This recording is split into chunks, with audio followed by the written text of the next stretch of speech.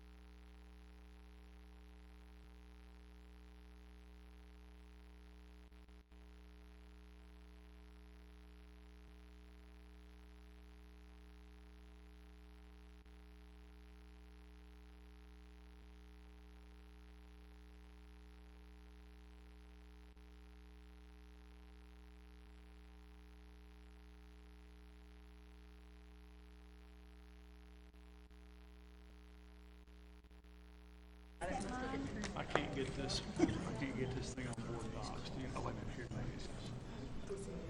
I can't get the board docs. I don't know what I think you're on there. Well, here, I'll share mine. I didn't bring mine out. I didn't bring mine out. I'm still up here. I think I'm okay. Here, look right there. Oh, there we go. Okay, so you're on board docs. We just need. Okay, it should be loaded. Is it reloading now? Okay. Yeah. All right. It doesn't. All right, people ready? Yep. Y'all ready? Yeah, go ahead. I'll figure it out. Yeah, go ahead. Sorry. All right, I'm going to call to order this Bristol, Tennessee City Council meeting of October 1st, 2019. Tara, would you please call the roll? Powers. Here. Luttrell. Here. Turner. Here. Robin. Here. Key. Here. I want to welcome everybody here tonight and thank you for attending. Your interest in our city government is appreciated. There are a number of opportunities to speak on matters of city business this evening. A sheet was provided in the hallway to sign up. And as we go forward on the agenda, I'll note each time when public comments are welcome. In addition to the sign-up sheet provided, there's also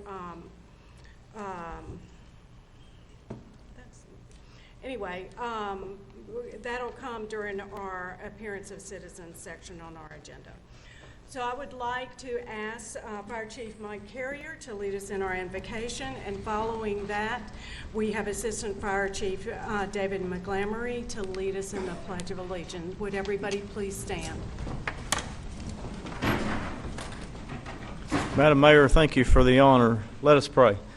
Our most kind and gracious Heavenly Father, we do thank you for this, another beautiful day that you've given us. Lord, we thank you for all your many blessings you've poured out upon us. We thank you, Lord, for your grace, for your mercy, for your forgiveness and your love. And Lord, we just thank you for the opportunity to live in such a great place as Bristol, the great country that we live in, the great community. And Bristol truly is not only a great place to live, but it's a great community to work in. It's a great community to raise a family in. And we thank you, Lord, for the mayor and these commissioners who put so much effort into continuing to make it a great place and make it a progressive, forward-moving city. And we thank you, Lord, for these citizens that have come out tonight to be a part of this decision-making process. We pray now, Lord, that you would just fill them with your wisdom, give them your wisdom, your insight as they make decisions that affect Bristol in so many different ways. And we just pray, Lord, that everything that's done here would honor and glorify you. For we pray this in Jesus Christ's name. Amen. Please remain standing as we salute. I pledge allegiance to the flag of the United States of America and to the republic for which it stands, one nation, under God, indivisible, with liberty and justice for all. Thank you. Mr. Soar, do we have any additions to our agenda this evening? No, Mayor, the agenda is complete. Thank you very much. We have 4 proclamations tonight and 3 recognitions. The first proclamation is Fire Prevention Week, which is October 6th through 12th, and Councilman Vince Turner is going to read this proclamation. And Assistant Fire Chief David McGlamory is here to receive it and to address council. Whereas the City of Bristol, Tennessee is committed to ensuring the safety and security of all those living in and visiting our city. And whereas fire is a serious public safety concern both locally and nationally, and homes are the locations where people are the greatest risk from fire. And whereas home fires kill 2,630 people in the United States in 2017, according to the National Fire Protection Association, and fire departments in the United States responded to 357,000 home fires. And whereas the majority of U.S. fire deaths, 4 out of 5, occur at home each year, and the fire death rate per 1,000 home fires reported to U.S. fire departments was 4% higher in 2017 than in 1980. And whereas when the smoke alarm sounds, Bristol residents may have less than 2 minutes to escape to safety, and whereas Bristol residents have planned and practiced the home fire escape plan, are more prepared and will therefore be more likely to survive a fire. Whereas Bristol residents should make a home escape plan drawing a map of each level of the home, showing all the doors and windows. And whereas Bristol residents should practice the home fire escape plan with everyone in the household, including visitors, should practice the home fire escape drill at least twice a year during the day and at night, as well as practice using different ways out. And whereas Bristol residents should teach children to escape on their own in case adults can't help them. And whereas Bristol residents should make sure everyone in the home knows how to call 911 or the local emergency number from a cell phone or a neighbor's phone. And whereas Bristol residents in a real emergency should get low and go under the smoke to get out quickly and stay out, never going back inside of the home for people, pets, or things. And whereas Bristol residents are responsive to public education measures and are able to take action to increase their safety from fire, especially in their homes. And whereas the 2019 Fire Prevention Week theme, not every hero wears a cape, plan and practice your escape, effectively serves to remind us that we need to take personal steps to increase our safety from fire. Therefore, be it resolved that the Mayor of Bristol, Tennessee does hereby proclaim October 6th through the 12th, 2019 as Fire Prevention Week throughout the city, and urge all the people of Bristol to be aware of their surroundings, look for available ways out in the event of a fire or other emergency, respond when the smoke alarm sounds by exiting the building immediately, and to support the many public safety activities and efforts of Bristol Fire and Emergency Services during Fire Prevention Week 2019. Margaret Fire-Robin, Mayor.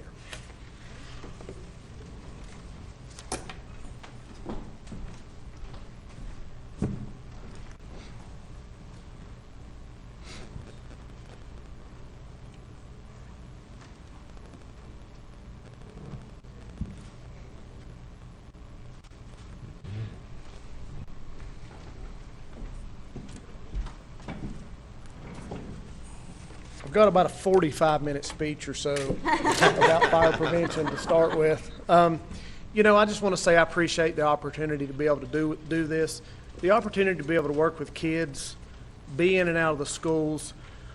We got to be in front of about 7,000 contacts last year. That's our numbers that we go by, just between schools, public ed events, different businesses that we've been to do public ed things. And it's really hard in this line of work to tell how good you're doing. So during the accreditation process that we went through, we had one of the gentlemen ask us, and it was one of the best answers I have heard yet. We was discussing back and forth how you grade a fire prevention program. And he said, well, I have a couple ideas. Did you have a fire today? Well, no, sir. We didn't. You've been here all day listening. Well, did you have a fire yesterday? Well, no, sir, we didn't. Well, you all must be doing fairly well at it then, because we haven't had any in a couple days. So with that being said, we do this year-round. This week is an opportunity for us to brag on you guys. This week is an opportunity for us to invite people into the fire station, meet the firemen, be able to show off our equipment. We're having our open house at Station 5 on October 12th. From 11 to 4, we invite you all to come out. We invite the entire community to come out. We're going to do a bunch of fun things. And best of all, we get to show off the equipment we've got. We're real proud of that. So thank you for this, and thanks for the opportunity for us to be able to do so. Thank you.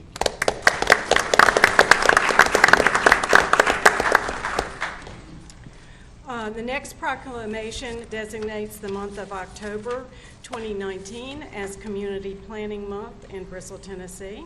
I'd like Vice Mayor Malin Luttrell to read the proclamation, and Ms. Sherith Young, Senior Planner, is here to accept it. Whereas change is constant and affects all cities, towns, suburbs, counties, boroughs, townships, rural areas, and other places.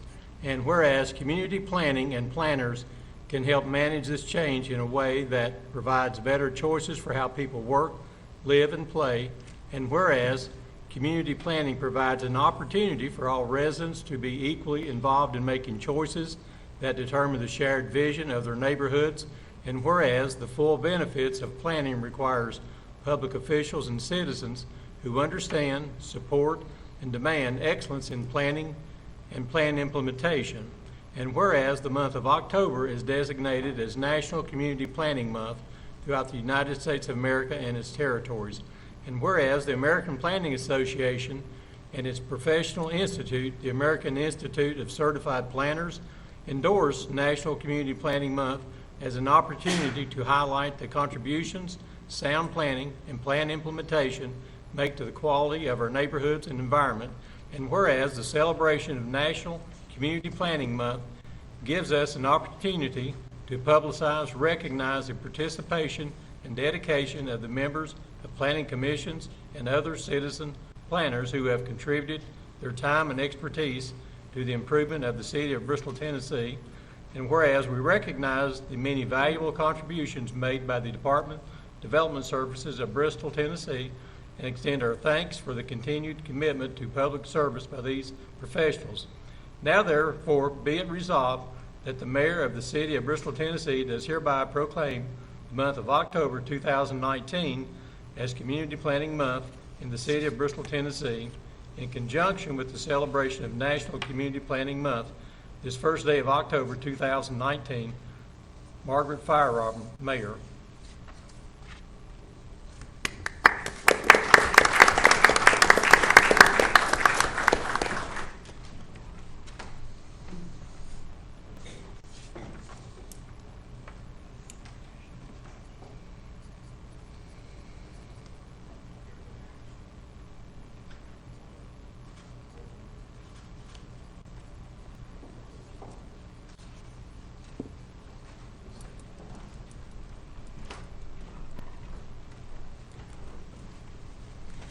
Good evening.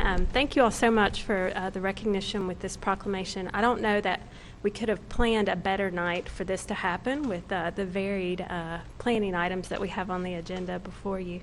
But just wanted to take a second to thank City Council, Mr. Sora, Ms. Smith, Tim, for your support for planning in the city, and really take a second to recognize the hard work and the expertise and the dedication of the Planning Division, as well as the Planning Commission and all the hard work that they do for making Bristol a better community.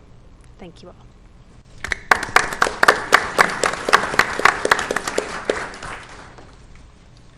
Thank you very much.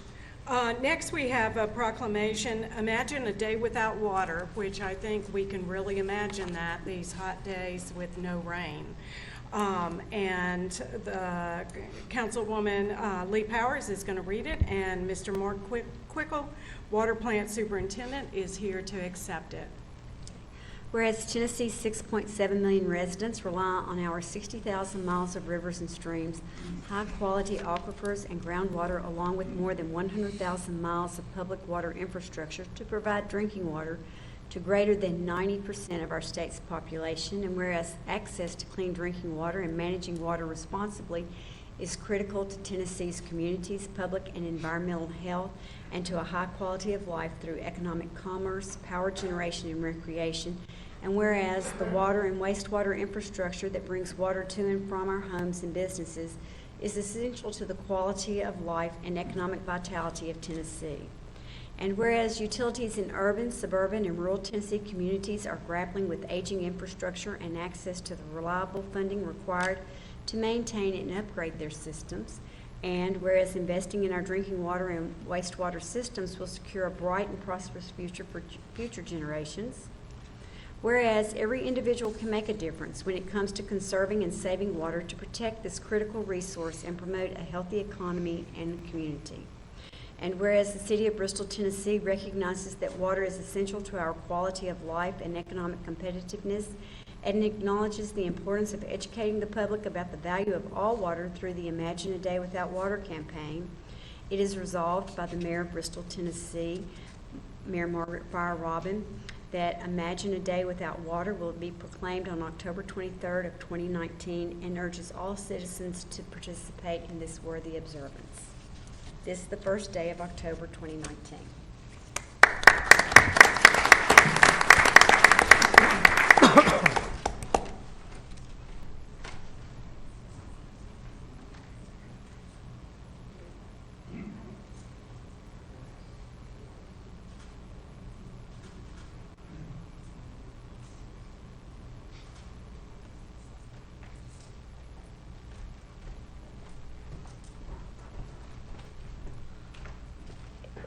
Thank you, Council, Mr. Sora, on behalf of the water plant and all the distribution, all the employees with the city that go together to help ensure the over 2 billion gallons of water that we treat and distribute to the residents of Bristol annually.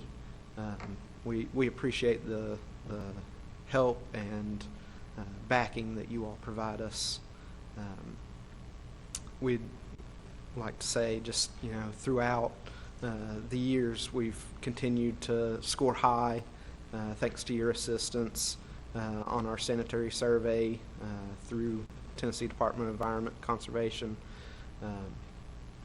and we hope to maintain those achievements and accomplishments, and are quite blessed to have the source of water that we do of South Holston River and South Holston Lake. It really helps us out, and we hope that it doesn't become an issue and we don't have to imagine not having water. So thank you all. Thank you. Next, we have a joint proclamation with Bristol, Virginia, recognizing Adverse Childhood Experiences Awareness Month. And I'm going to read it, and we have several people here. Melissa Roberts from Bristol's Promise, Becky Haas from Ballad Health, Jill Stott from our Regional Tennessee Commission on Youth, and Lisa Kofer from our United Way. We also have Dr. Annette Tudor, who is here from our schools, that's also participating with this sponsoring of this month. A proclamation recognizing Adverse Childhood Experiences Awareness Month. Whereas Bristol, Tennessee, Virginia recognizes that a strong community depends on supporting the development of strong brain architecture and supporting the health and well-being of our children to create a foundation for lifelong health and responsible citizenship. And whereas adverse childhood experiences, or ACEs, are stressful or traumatic experiences including abuse, neglect, dysfunction, and community violence, which can disrupt the safe, stable, nurturing environments children need to thrive. And whereas ACEs can cause toxic stress, which can affect the brain development and lead to a lifetime of physical, mental, economic, educational, and social challenges, and have been linked to public health problems such as obesity, addiction, heart disease, and hypertension. And whereas the economic burden of ACEs in Tennessee and Virginia is seen in direct medical costs and lost employee productivity, and Bristol's continued prosperity relies on our current action to prevent these adverse childhood experiences whenever possible and to mitigate their impact when they cannot be prevented. And whereas trauma-informed care is not a therapy or an intervention, but a principle-driven culture change process aimed at shifting a community's mental model to be more empathetic and resiliency-focused. And whereas adopting innovative, collaborative, trauma-informed approaches in workplaces, schools, communities, and governments can help or mitigate mental, emotional, physical, and or social issues among those impacted by toxic stress. And whereas numerous professionals in the Bristol, Tennessee, Virginia area have received trauma-informed care training, and in 2019, through Bristol's Promise, launched a trauma-informed care community as best practice following recommendations to do so by the Substance Abuse Mental Health Services Administration, or SAMHSA. Therefore, be it resolved that I, Margaret Feierabend, Mayor of Bristol, Tennessee, and Neil Osborne, Mayor of Bristol, Virginia, do hereby recognize the month of October 2019 as Adverse Childhood Experiences Awareness Month in Bristol to raise awareness and encourage all residents to become informed about the impacts of ACEs and toxic stress, learning about trauma-informed approaches that promote prevention, healing, and resiliency in children, adults, and communities to build a stronger and healthier Bristol. Bristol, Tennessee, and Virginia City Council members, along with the partners, Bristol's Promise, Trauma-Informed Care Community, Tennessee Department of Children's Services, Ballad Health, Tennessee Commission on Children and Youth, United Way of Bristol, Tennessee, Virginia, and others encourage community leaders, business owners, pastors, educators, coaches, and the public to participate in upcoming educational opportunities by attending the events and trainings during the month of October for ACEs Awareness Month. Together as city leaders and community partners, this proclamation indicates our commitment to exploring ways to make Bristol a resilient community for all its citizens.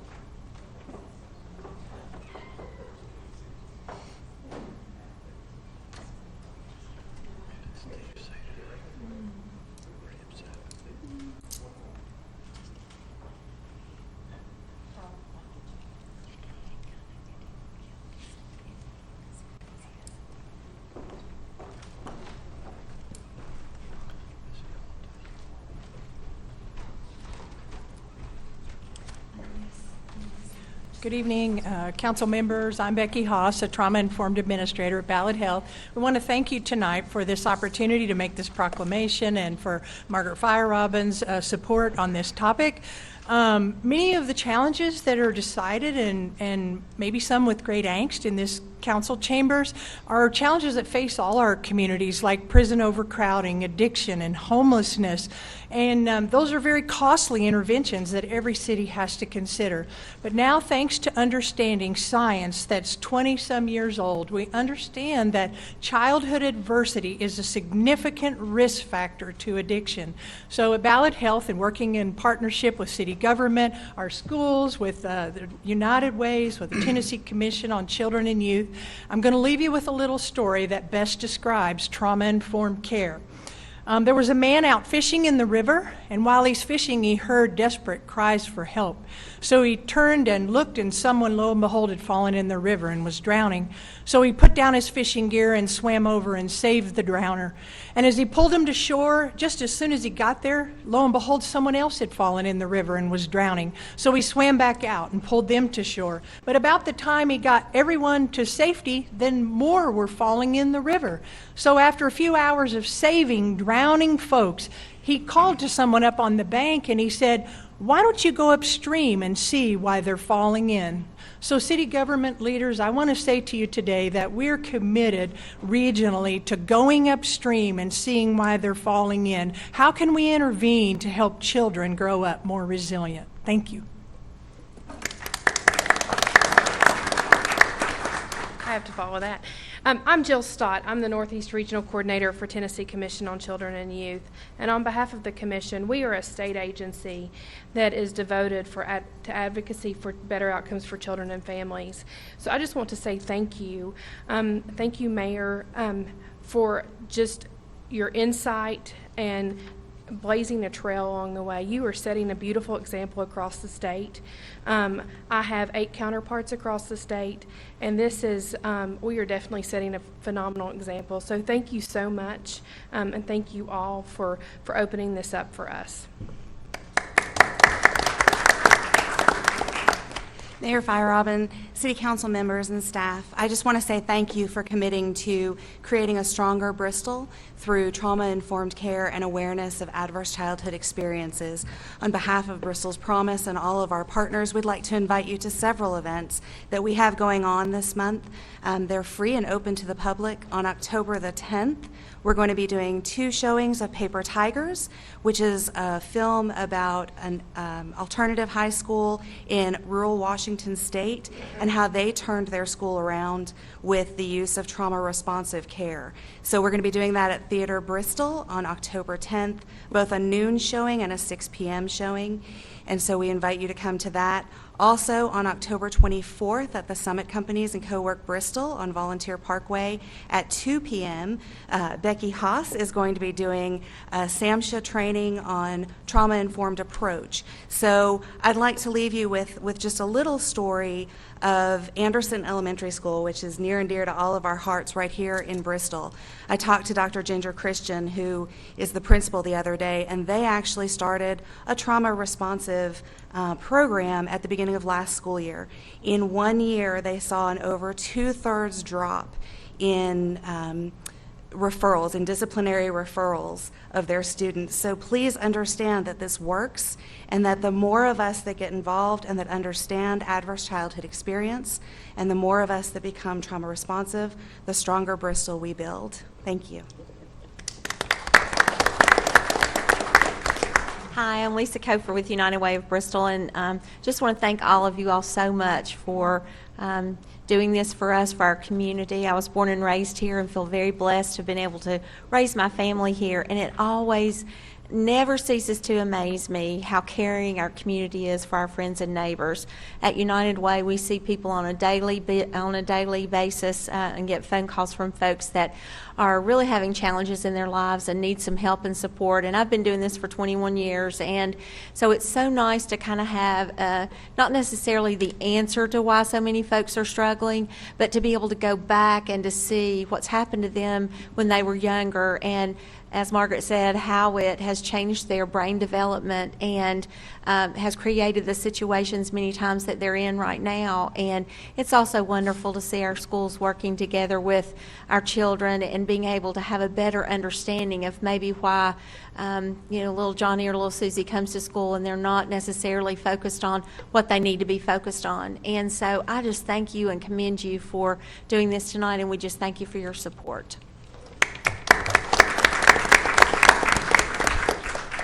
Thank you very much. Next, we have a Certificate of Achievement for Excellence in Financial Reporting. We want to recognize Ms. Tara Music and the Finance Department for receiving this recognition again. And this is the 16th consecutive year. And I think you're going to talk in a second. I've got this very heavy, and it has 2012, 2013, 2014, 2015, 2016, 2017, and 2018 Certificate of Achievement for Excellence in Financial Reporting. So we frequently take this for granted. Not every community gets this. Did you want to talk about it for a minute? I'll let Ms. Music do that. Tara talk. Do you want to talk down here or up there? I'll talk.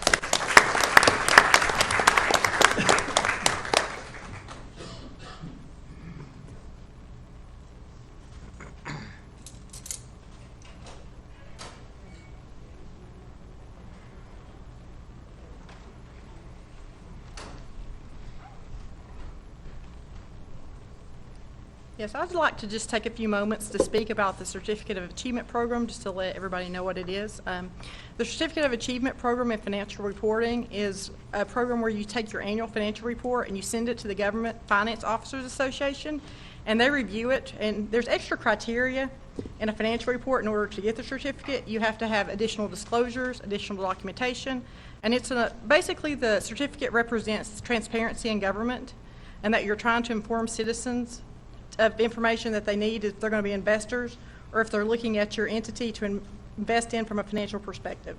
So we're very proud to get the award. It takes a lot of hard work. It takes a lot of cooperation between the city departments. I know we bug everybody for information in order to put in the report. And the staff of the Finance Department works very hard, but we couldn't do it without City Council and without City Manager support. So thank you very much. Thank you.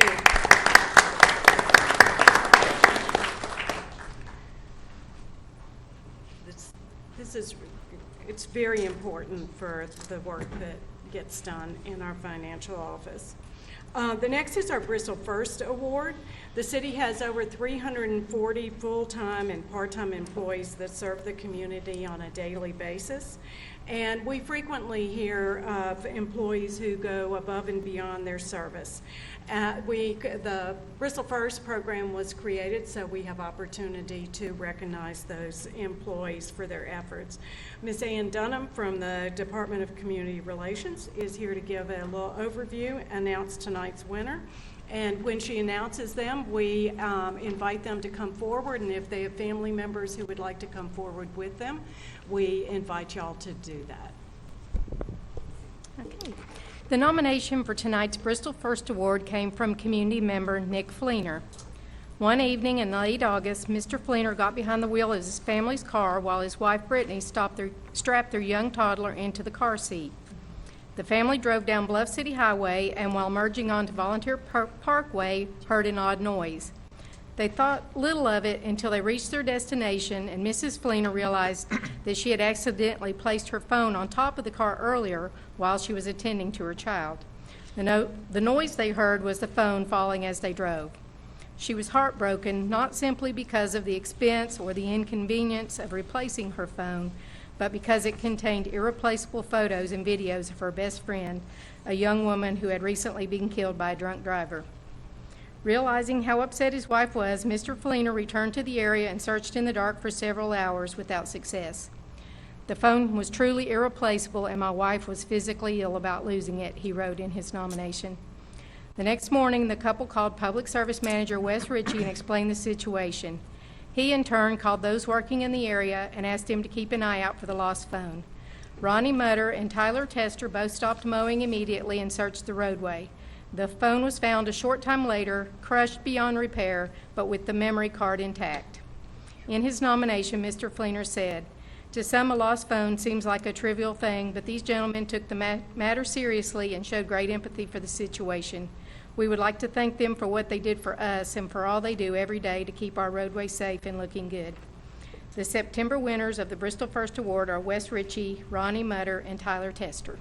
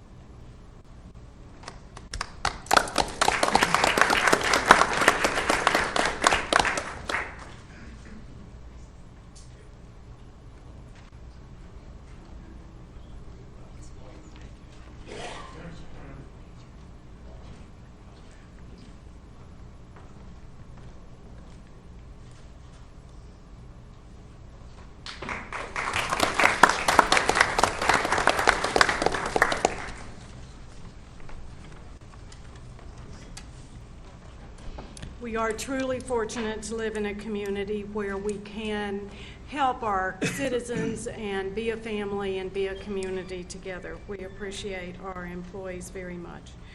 And the next is a Homeland Security Award, recognizing 911 dispatcher Jessica Donahue, who was recently honored during the annual First Responder Recognition Awards in Nashville on September 11th. Police Major Tim Eads is with us to provide details that resulted in this recognition. Thank you, Mayor. Thank you, Council, and thank you, Ms. Soar, for allowing Jessica to be recognized tonight. A little bit about Jessica and the award that she received. As Mayor said, on September 11th, Jessica was awarded the State of Tennessee's Department of Safety Homeland Security First Responder Award for her actions during the 911 call back in March of 2018. For those of you not familiar with this award, the First Responder Award was established after the terrorist event September 11, 2001. Each year, first responders from the 11 Homeland Security districts are nominated by their peers for the award, and the Department of Safety and Homeland Security choose the recipients. Jessica was one of only 24 recipients this year, and her nomination read, Jessica received the award for her life-saving actions when a young lady called 911 back in March of 2018. When Jessica answered the call, she could tell something was wrong when the caller was unable to communicate with her. When the call was disconnected, Jessica did not give up and continued to call back the cell phone until she was able to triangulate the area the call was coming from. She was then able to direct officers to that area who found the caller, who had decided to take her own life that night. When she had second thoughts, the more she struggled with the cord around her neck, the tighter it became. Officers were able to cut the cord loose, and the young lady was transported to the hospital where she was treated for her injuries. Jessica's ability to think on her feet, her quick and decisive actions, played a crucial role in saving the caller's life. Jessica's one of 12 dispatchers that we have, and working with them day in and day out, I can tell you we're blessed to have them.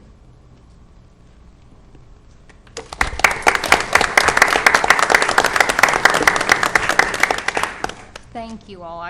You would think of me being in communications, I'd have a little more together, but this has been an overwhelming experience. We don't go into this job for the recognition. I accept this award on behalf of all the dispatchers that serve for the city of Bristol. What we deal with is unseen. You don't know how we are handling things, what we're doing, and we like to keep it that way, to be honest. You don't want to know a little bit of what's behind the scene. But each day, we want to make sure that we are there to benefit everybody. Not only keeping the citizens safe, but to also keep our first responders, all of the officers, all the firemen safe as well. I'm beyond grateful for this award. Again, we don't do this job for the recognition. I couldn't be more honored.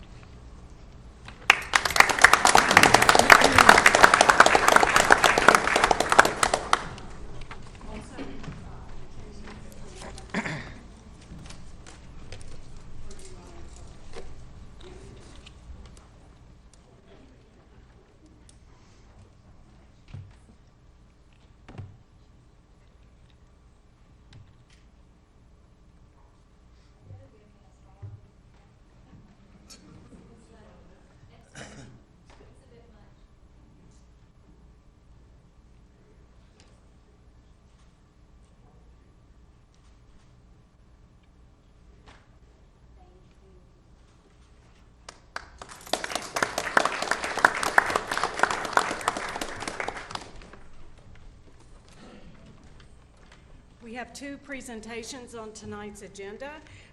We have a brief 2020 census update in a minute, but the first one is Twin City Reads, It's Bristol Baby, and we have Kay Ward, who's Community Outreach Coordinator for Bristol, Tennessee City Schools, to go over the highlights of our Bristol Baby book that Twin City Reads, and there's several folks here who are associated with that as well. Kay.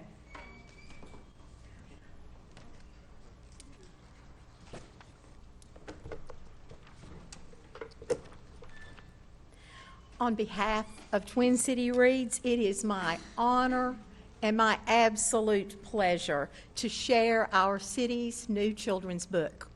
It's Bristol, baby. As you can see from the front cover, it's a book that focuses on us, a community of 2 states. Tribute is paid to the beauty of our cities. If you look at the background very carefully, there are sites that you will recognize. This is from an actual photograph from atop the Bristol Hotel. It also pays tribute to our rich history of country music with the treble clef in the music notes on the spine. And most importantly, it pays tribute to the future and the hope of our communities, our children.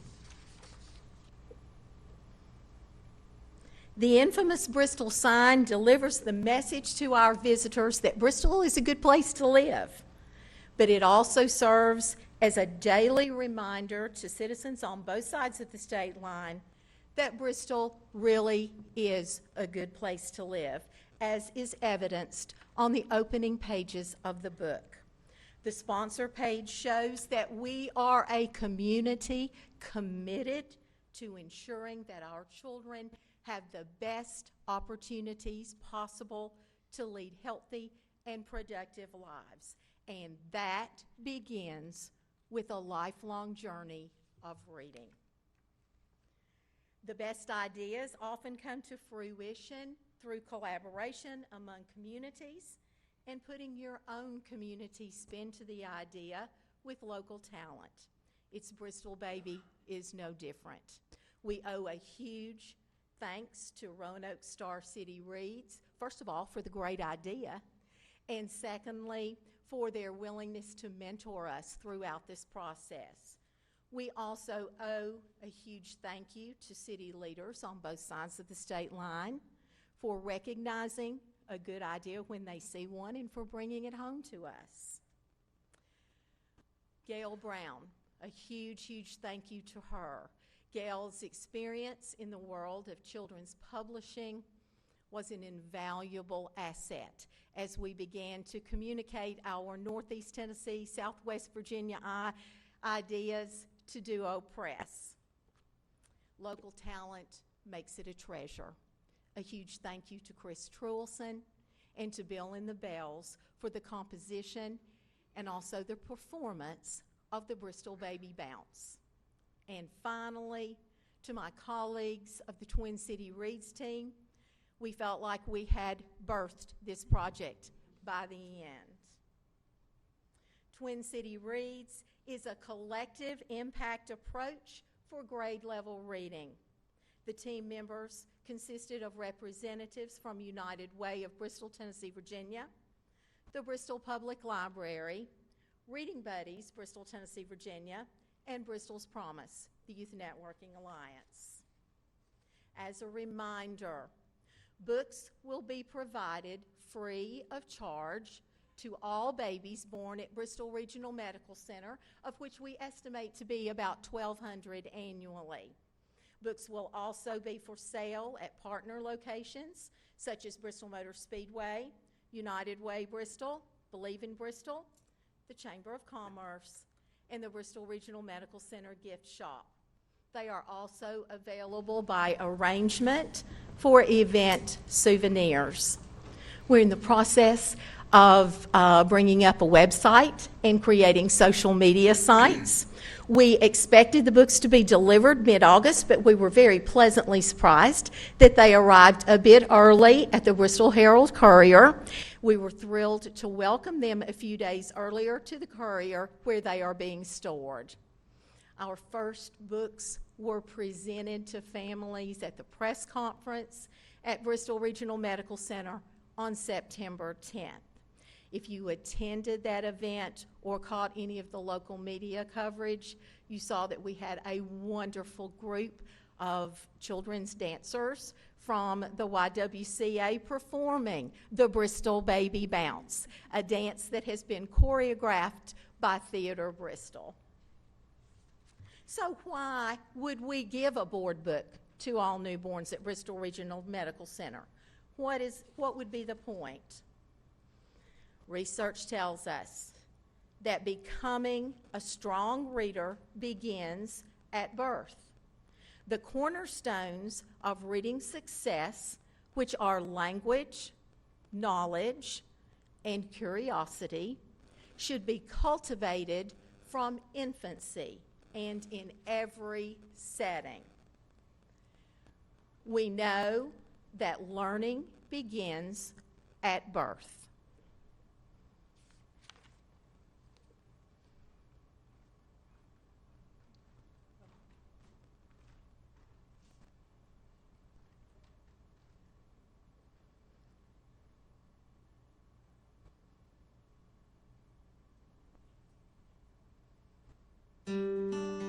Every year, all across America, 4 out of 10 kids are already behind on the first day of kindergarten.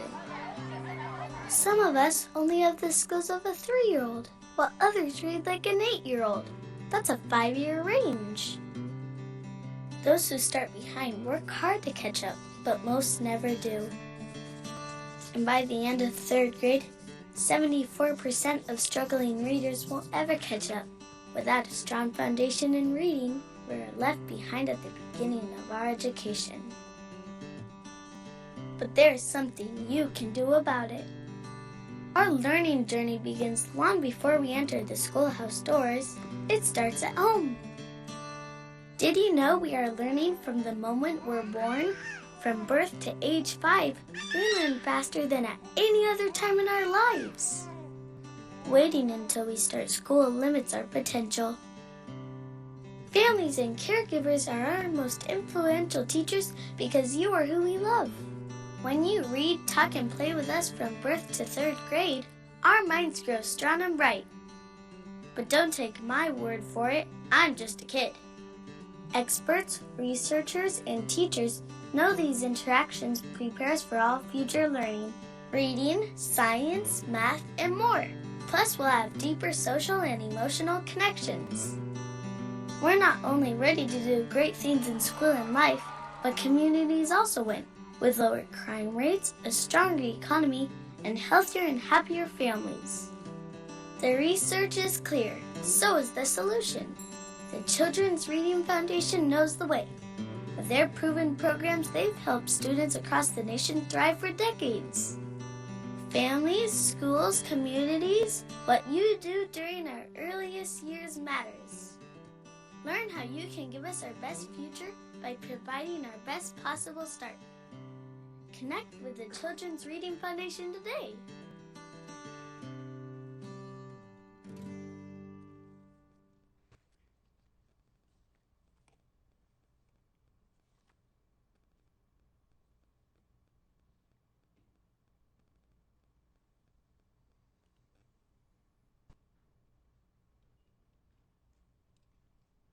As school communities, we are working extremely hard to ensure that our children are prepared for bright futures. Our boys and girls need to be ready when they come to school. They need to have command of the language, and that begins with being read to aloud. Children need to live in a text-rich environment. It's Bristol Baby, for many of our children born at Bristol Regional Medical Center, is the first step in building that home library.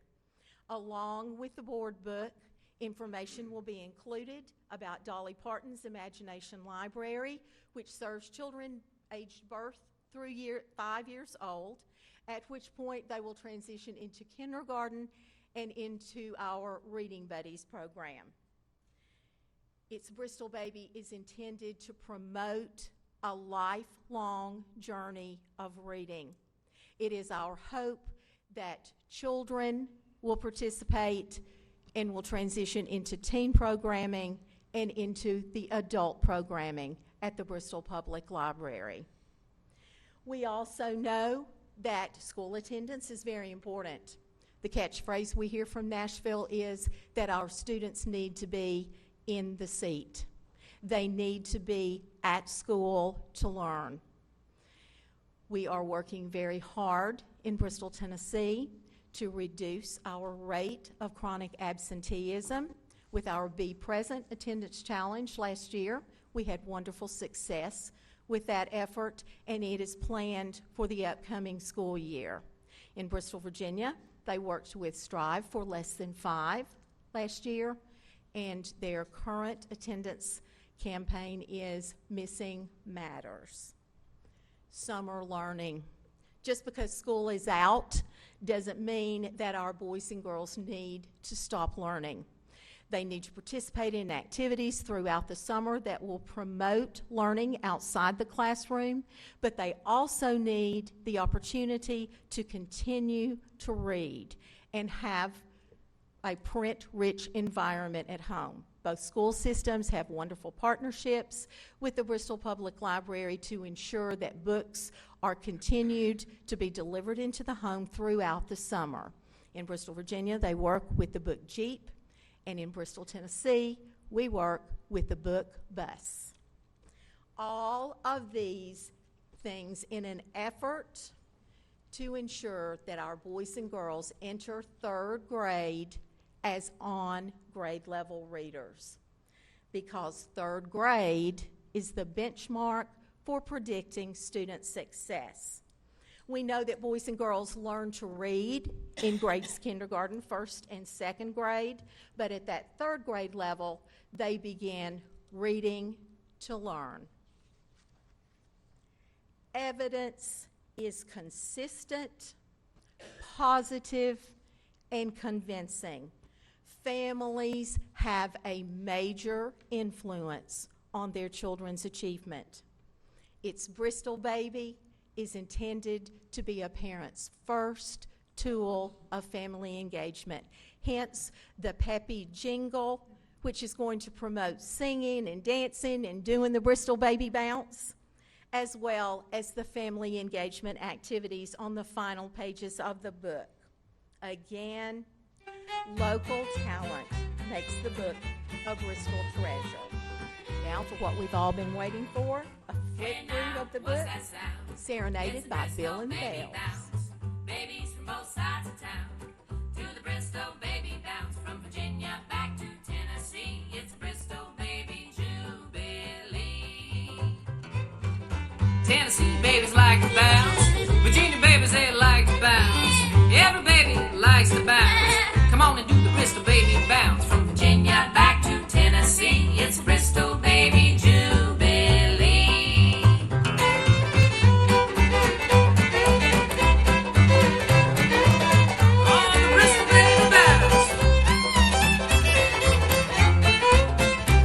Hard to see, but there's a caterpillar on each layout. That's intended to be the first tool of family engagement. Find the caterpillar. It's Bristol Baby Bounce, babies from both sides of town, to the Bristol Baby Bounce, from Virginia back to Tennessee, it's Bristol Baby Jubilee. Tennessee babies like to bounce, Virginia babies they like to bounce, every baby likes to bounce. Come on and do the Bristol Baby Bounce, from Virginia back to Tennessee, it's Bristol Baby Jubilee. The last pages of family engagement and the back cover of the book. As you can see, we are extremely excited and proud of this project, and we are very grateful to the sponsors you see on the screen who have done their part in helping make our dream become a reality. As children grow, hopefully the book will become a treasure of memories, proving that Bristol really is a good place to live. Thank you so much. Thank you, Kay, and we will note that this is fall break, so we appreciate, not this week, it's next week. Next week's fall break, not this week. So we won't thank you extra for being here. It's part of your job. So anyway, we thank you very much, and we'll hopefully, our schools are emphasizing grade level reading a lot, and we want our community to focus on it along with our school system. Next, the Census 2020, Sherrod Young, Planning Services Manager, is here to just give us a little update. We're going to include this on every agenda as we move into the 2020 census, which is extremely important for everyone and everything, for the information that it provides for our futures. Thank you. I will just provide just a couple little quick updates on the census activity that has occurred since you all heard the census presentation from our census partner specialist in April and passed the census proclamation at that time. So we are 182 days away from Census Day, which is April 1st, 2020. That's the point in time where everybody's supposed to stop and report where you were, how many people were living in your house, and some different statistics about you on that day of April 1st. To further this information about the importance of taking the census and participating in the community, the city has formed a Complete Count Committee, and that is in partnership with Bristol, Virginia. And since April, we've held 2 meetings, and we have 2 additional meetings scheduled for this year. And the goal of this Complete Count Committee is really just to get the message out and to get people to take the census seriously and to take the census come next spring. The committee membership represents a broad group of people across both sides of town. It's city folks, people from the school system, library, some nonprofit representation, housing authorities, social services, and members from our faith-based community. So it is very important that everyone starts paying attention to the call for taking the census.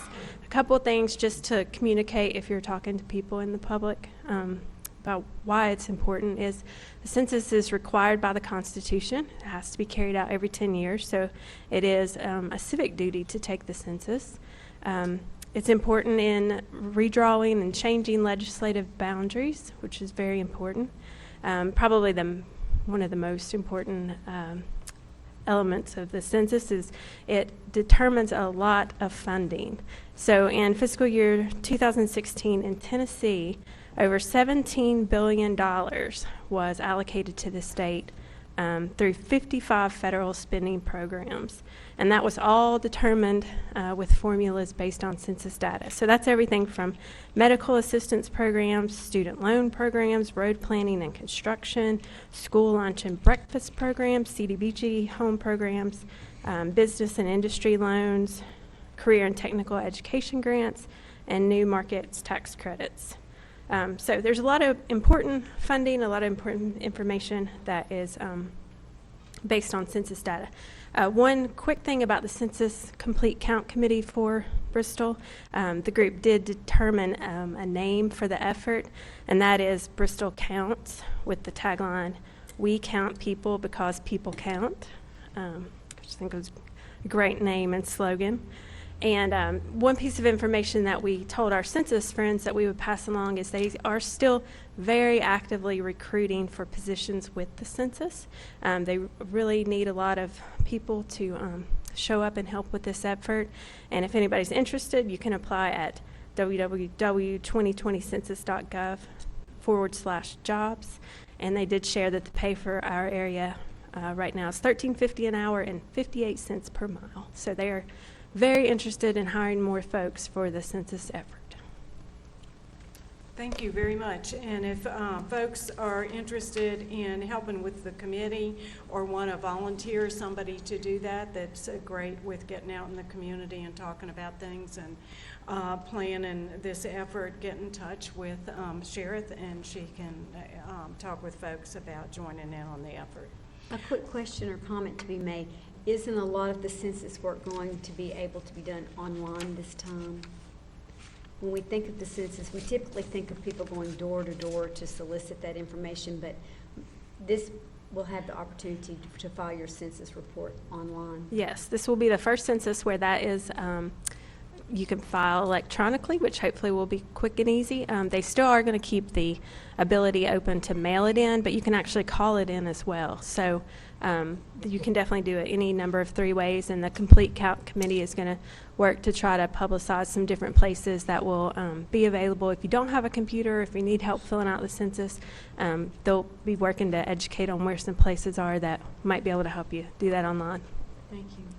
Yeah, we anticipate they'll still be door to door for some of the folks that live in areas that are harder to reach and might not have computer access. Okay, so before we move into our public hearings, I wanted to also, we've got some students, I think, who are here, and just wanted to check in. Are y'all from what school? Tennessee High School Government class. We appreciate y'all being here, and tonight looks like we're keeping y'all longer than sometimes we do with our meetings. So welcome, and we appreciate your interest, and whether it's promoted by your teacher or chosen on your own, we appreciate you being here. So, and maybe you'll find it inspiring to get more involved. So we appreciate you. All right, tonight we have a couple of public hearings, and then after that our appearance of citizens. So the public hearing is specifically on the item that we're going to be talking about, and we talk about it at this point, and then we don't present it again during the business section. So I'm going to open the public hearing for ordinance to amend Section 216, Billboard and Sign Regulations of the zoning ordinance. Mr. Sora, would you summarize this for the public? Yes, Mayor, I'll be glad to. I'll provide a brief summary, and then Ms. Young will provide the details. As you indicated, Ordinance 19-8 is slated for consideration on second reading later in tonight's agenda. The ordinance authorizes a text amendment to the regulations governing electronic message boards.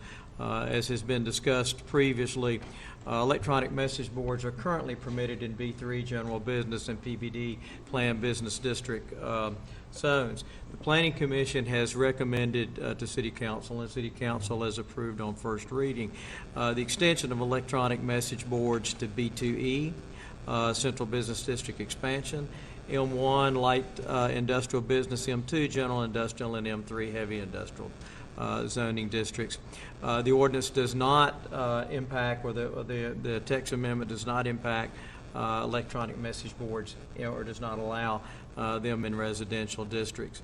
Like I said, the Planning Commission considered this and made their recommendation on April 15th.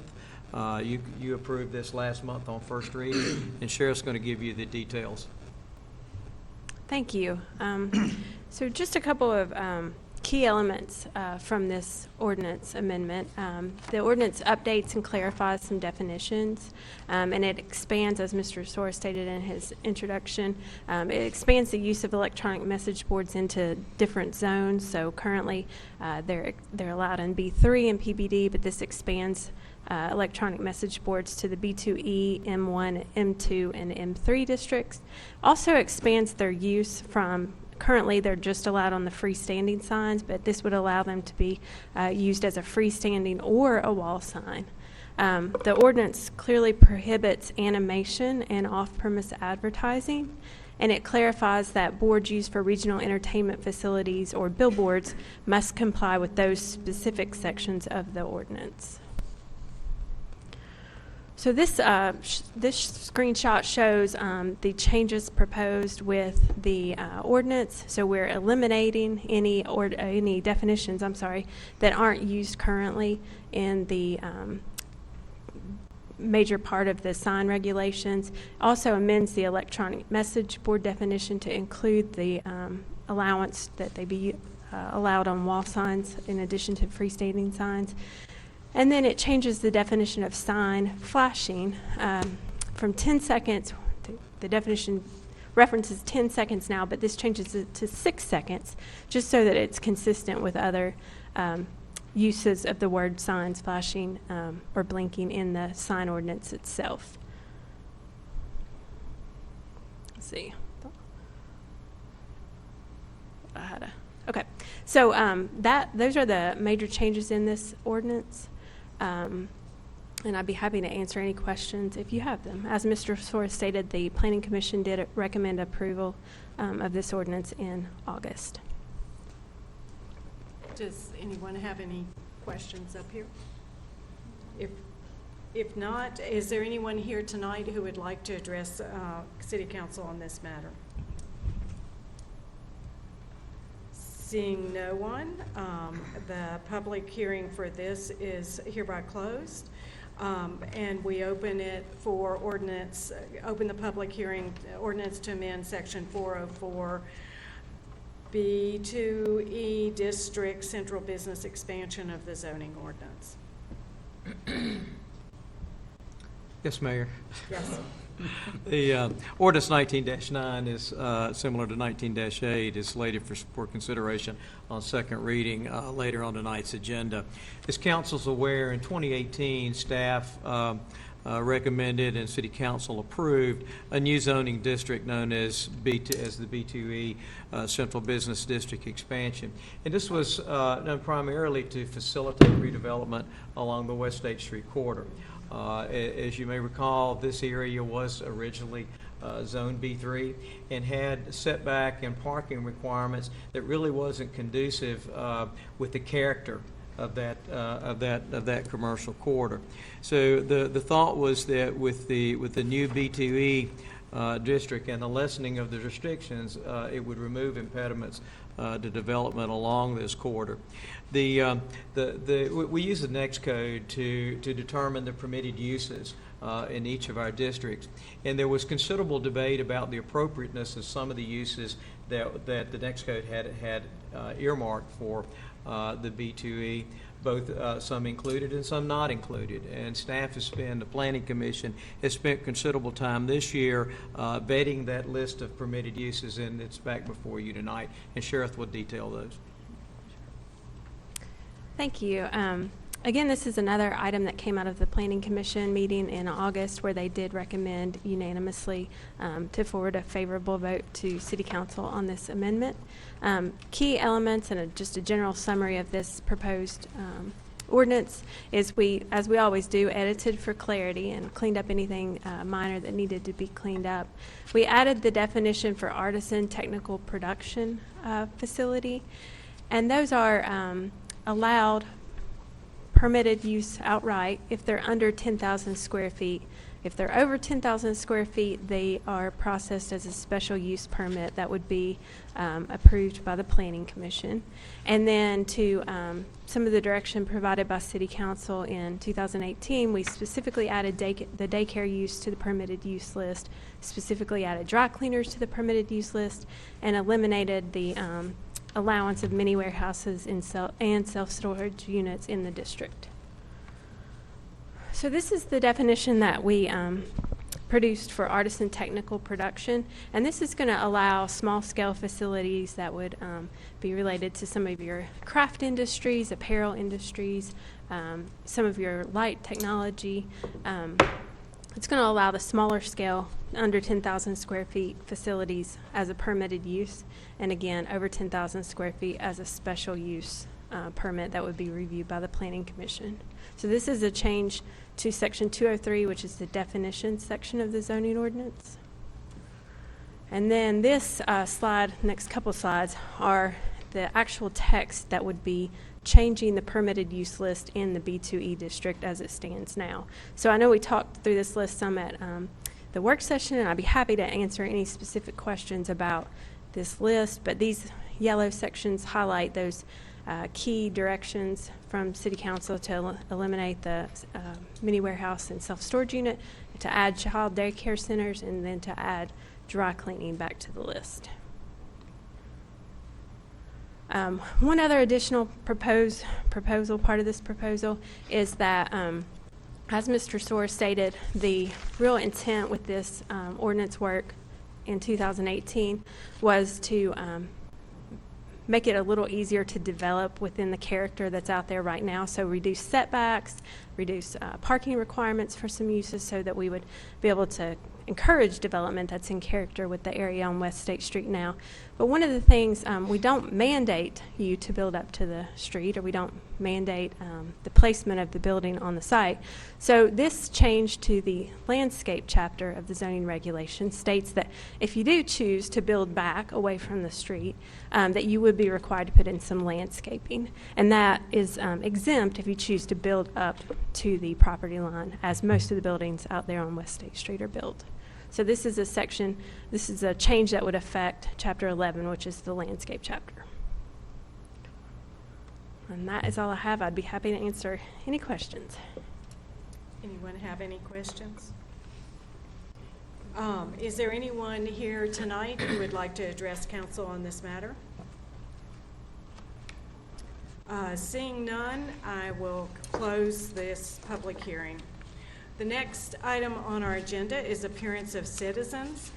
It provides opportunity for the public to address City Council on any matter that is not on the printed agenda for formal consideration.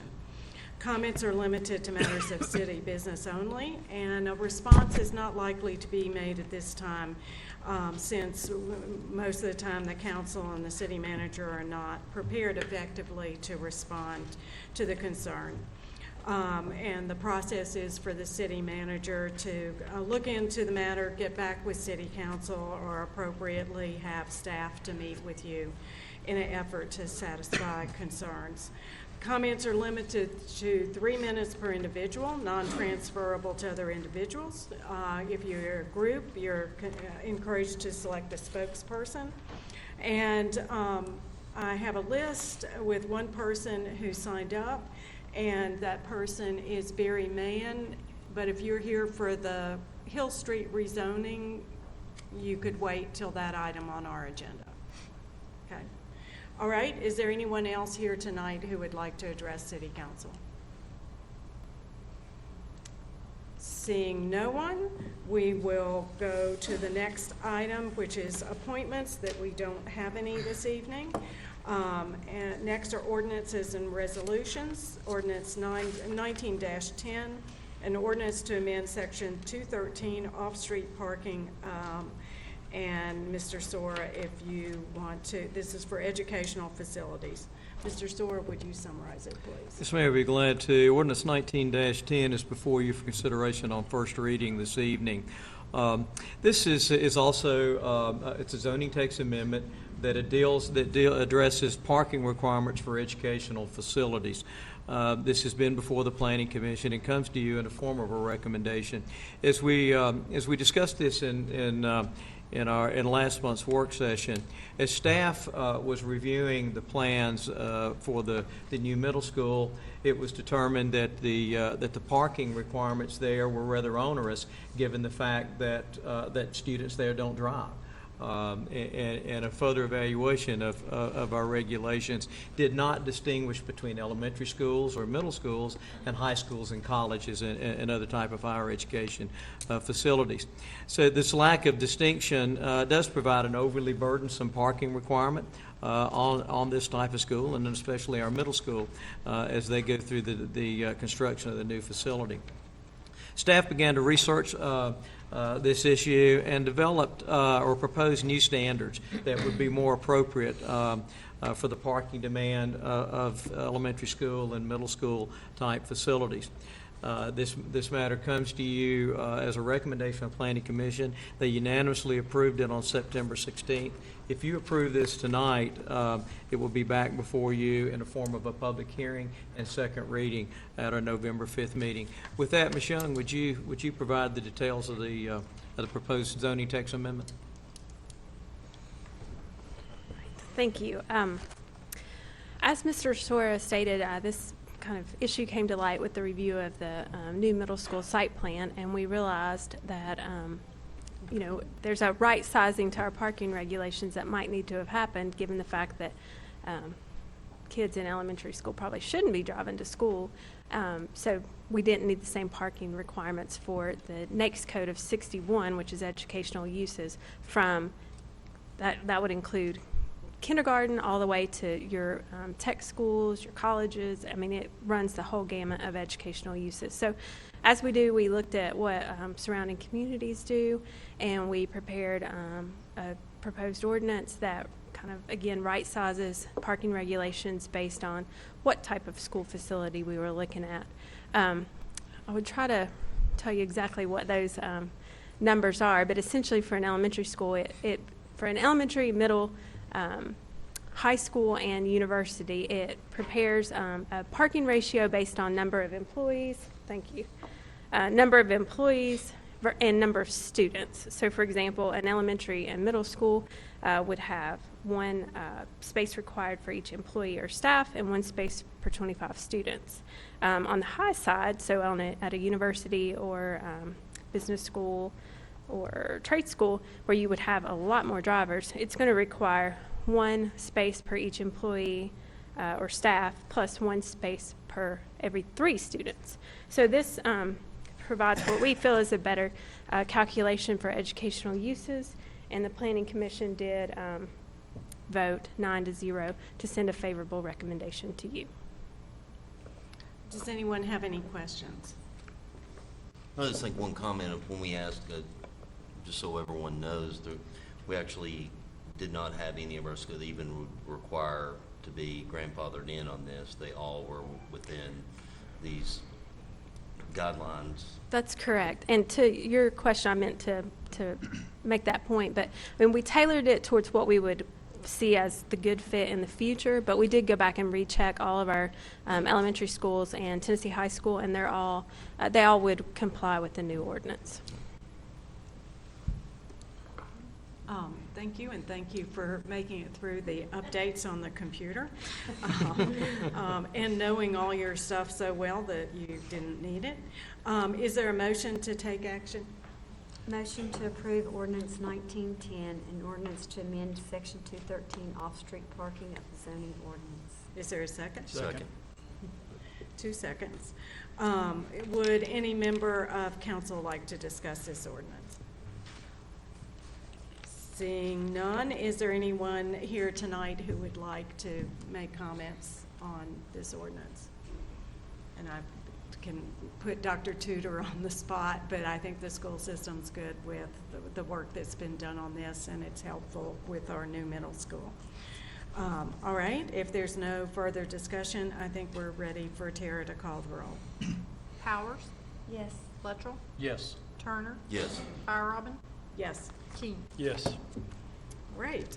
So the next is ordinance 1911, an ordinance to amend the zoning map of Bristol, Tennessee by designating certain property as B1A Limited Business Institutional, address 841 and 843 Hill Street.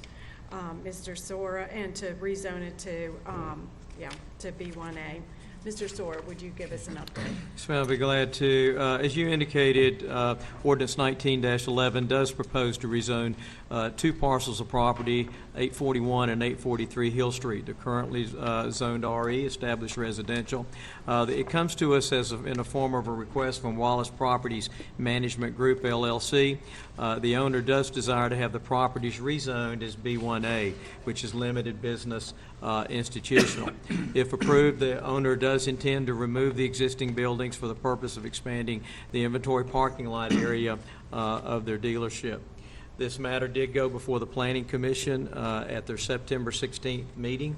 It does come to you with a favorable recommendation by a vote of 7-2 from the Planning Commission. The matter was discussed at your work session on September 24th. If it is approved tonight, there will be a public hearing and second reading scheduled for November 5th. Ms. Young, if you have other items to add to this, please approach the podium and do so. We can wait just a minute while they pull it up so it's clear for folks. So, if that's okay. Your mayor. Yeah, I'd want to be sure that we get it right. Yep, there we go. That's public hearing. Next one. That's 1909 or 1910. Keep on going. We're actually at 1909. There we go. Great. Now we're ready. Okay. Thank you very much. Great. Okay. As stated, the applicant for this request is Wallace Properties Management Group, and the parcels that we're talking about are addressed as 841 and 843 Hill Street. The request is to rezone from RE, which is the established residential district, to B1A, which is a limited business institutional district. And the size of the 2 parcels together is approximately 0.34 acres. So here's a location map that shows the 2 parcels outlined in red that are at the corner of 9th and Hill Street. This map shows the zoning of the area. The yellow is the RE district. The lighter pink across the alley is B3, which is our general commercial district. And then the red area to the northwest, that would be, is zoned B1A, and that's what the applicant here is requesting to rezone these 2 parcels to. The surrounding properties are residential, except for the property across the alley zoned B3, and that is Wallace's car lot right now. This map is it's another zoning map that just zooms back a little bit so you can see a little bit more of the different zonings in the area. Again, you can see the B3 all along Volunteer Parkway, and it shows up on the car lot now. And then you can see the extent of that B1A district that goes along Windsor Avenue to the north. This slide shows the allowed uses both in RE and B1A. The RE is going to allow single-family and duplex residential uses. It allows some uses by special use permit, and those are buildings housing public or private utilities or equipment necessary to service the city, churches, daycare centers, philanthropic institutions and clubs, and private golf, swimming, tennis, and similar sports clubs. The B1A allowed uses are going to allow some expanded business uses, and the purpose of the district is really to allow some of the neighborhood services that better complement the neighborhood than, say, your B3 or general business district would, that allows more of the highway corridor type uses that are a little more intense than B1A uses. So the B1A allowed uses is going to allow the same single family and duplex. It's going to allow some limited retail trade, some limited offices, some full service restaurants, and then some services like personal laundry services, dry cleaning, parking lots, and then temporary long-term sales. And those are things like Christmas tree sales lots, things that are agriculturally related that are seasonal. So here are a few slides that show a few pictures of this. This is 841 and 843 Hill Street here. This is down in the, actually in the parking lot of the chiropractor's office, down on the curve at Hill Street, looking up towards 841 and 843 Hill Street. This is standing in front of the house at 841 and looking west on Hill Street. So you can see the residential area there. This is kind of turning back the other way and looking back towards the parkway down Hill Street with 841 and 843 Hill Street on your left. And these two slides show, the top slide shows standing at the subject parcel there on the corner and looking towards that B1A zone. So that was that area in red on the zoning map. The picture on the bottom right shows standing at the subject parcel and looking across the alley into the car lot that exists today. So a couple points on the site analysis that the planning division looked at when we looked at this application. The buildings here on this address have been used residentially as they've been part of this RE neighborhood. The B1A limited business institutional zone is an adjacent zone, and a residential building is located there right now, and that's the corner of 9th and Windsor. The B3, which is that general business district that runs up and down Volunteer Parkway and is on the car lot parcel now, is adjacent to the north across the alley, and that's property owned by the applicant. So we looked at all these factors, and given the location of the subject properties in the adjacent business zonings, felt that the rezoning was suitable, and that the B1A zoning served as a transition or step down into that residential area from the B3 general business zone of the car lot and the parkway. Any future commercial development that would occur here would require a site plan approval, so it would be required to meet all of the standards in the zoning ordinance once we reviewed that site plan application. One final slide. This shows our land use plan. This is something that we look at when we have rezonings, and the future land use map does indicate that this property would be developed primarily as commercial. The image at the bottom of the screen is an excerpt of this map.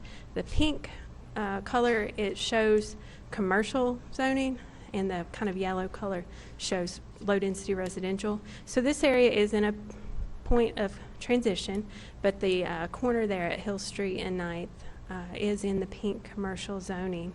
So again, when staff looked at all the factors in our site analysis and then looked at this map, we felt that B1A was a step-down zone that provided transition, and then staff recommended to the Planning Commission for the approval of the rezoning. So just a quick summary of public notice and public comment. We did mail letters to the adjacent property owners. There is a sign up on the property. To date, I have had contact with 2 individuals. One caller who expressed curiosity, not objection, but asked some questions, that lived on the 800 block of, actually, verify. Yeah, he was on the 800 block of Hill Street. And then I did receive an email from the folks that live at the corner of 9th and Hill on the other corner, and that was included in your packet. As Mr. Soar stated, the Planning Commission did recommend 7-2 to send a favorable recommendation on this rezoning from RE to B1A to City Council during their meeting in September. That I'd be happy to answer any questions. Does anyone have any questions? Just point of clarification, to my understanding that the homes that's looking to be torn down, there's no one living there. That's my understanding. Yes, sir. And whether this passes or not, the owners of the lot plans to tear the homes down anyway. That's my understanding of their plans, and their plan, I mean, they would require a demolition permit from the city, but they would be free to do so, assuming they had the proper permits. I would just note that it is important when we rezone, that it is appropriate zoning for that location, that even if we have owners of the property letting us know what they plan to do with it, we should not base our decision on that. There have been too many times in the past in this community and others where zoning might have been changed based on a particular project, and that doesn't happen. So it's always good practice to zone because it's appropriate zoning for the area. So is there a motion? I have a question. Yes. The sidewalk that currently exists there, will the property be developed to the street specifically or to the sidewalk specifically? Will it be allowed for that portion of the sidewalk to be taken out? I think that section of the sidewalk would remain. Let me see if I can find a picture. Make sure we're talking about. Yes, the sidewalk's in the public right-of-way, so they would not be able to develop that part. Also, they do have, anybody that developed there would have landscaping requirements along the right-of-way, which would provide additional landscaping behind the sidewalk. I guess it also looks like from this side, there is no right-of-way or entrance from Hill Street. So where the sidewalk goes there, so anything that is coming in to this will have to come through the alley. It would have to meet our access standards. But there's no access right now. It doesn't. Correct, there's no access right now, but any site that developed there would have to meet our access standards. And in general, they say you have to be as far back for commercial from the intersection as possible. Mm-hmm. So that's in general, that's just a in general summary of the access standards. Okay. Yeah. So, and I know there's probably a couple of people here to speak to this. So we have the options of asking public to speak before we make a motion or after we take a motion. There's advantages to each of those. I think our tradition is usually to have a motion and a second, and then our discussion, and then anyone here to address. So we'll follow that. And also just a reminder that if this does pass tonight, it is a public hearing next time with a second vote. So it requires 2 votes, and the public hearing is at the next meeting. So is there a motion to take action on this item? Motion to take action on item ordinance 1911, an ordinance to amend the zoning map of Bristol, Tennessee by designating certain property as B1A, limited business institutional at 841 and 843 Hill Street. Okay, the motion is to accept staff's recommendation. Okay, all right. And would any member of council like to discuss? I'd like to hear from the public before we discuss. Is that okay? Okay. Is there anyone here tonight who would like to talk with us a little bit about this? Barry Mann, if you'll come up and identify yourself and talk to us a little bit. And if you'll give your name and address for the record. Okay. Hello, councils. It's a privilege to get to come here. This is only the second council meeting I've ever been to, and both times I've had to speak, and I'm not very good at that. But I appreciate y'all's time. First of all, I'd like to clarify, I'm not against the progress. I think it's wonderful. I think it'll help clean up our neighborhood anyway. But my biggest concern is my alley, because the alley is our lifeline to our driveways.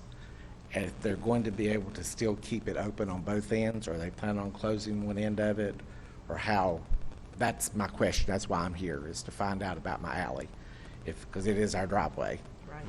And I noticed they mentioned the sidewalk, Mr. Vance did, and Which I think we can answer that, right? It's, the alley is public right-of-way, and Right. unless we take official action to close an alley, it does not. Well, I didn't understand how all that worked, because I knew that they have closed roads before, you know, to expand, and I didn't know if they could do that to the alley or not with everybody parking up on that end. That's not part of the request. Okay. So, anything else? No, that was my biggest concern there, was that. Okay. Okay. Is there anyone else who would like to speak to this issue? Seeing none, discussion from council? I'll say that I've been very familiar with the Wallace Automotive entity for many years, and they have always been good community servants and good community stewards, and I believe that they'll do a great job in expanding their business. We want to afford any business that has the opportunity to expand. So in having made this motion, they have my complete support. And the fact that the sidewalks will remain intact and that the alleyway at date will remain open, I think is a positive. Okay. Anyone else? No, I agree exactly with, I think they will. What's going to have to go in to this as far as buffers and the landscaping to put this in, I think it's going to be good for the site. So I know they'll do a good job. And I'll just say I've grappled a little bit with this and talked about it at Planning Commission as well, that we have need in our community for availability of housing at costs that the majority of our citizens can afford. So for this change into business zone makes me concerned and think a little bit about that. I do understand that it still allows for housing if folks were to choose to do that. So, and in general, I support mixed use. It's good to have neighborhoods that have businesses, particularly businesses that a lot of the ones that are allowed in the B2,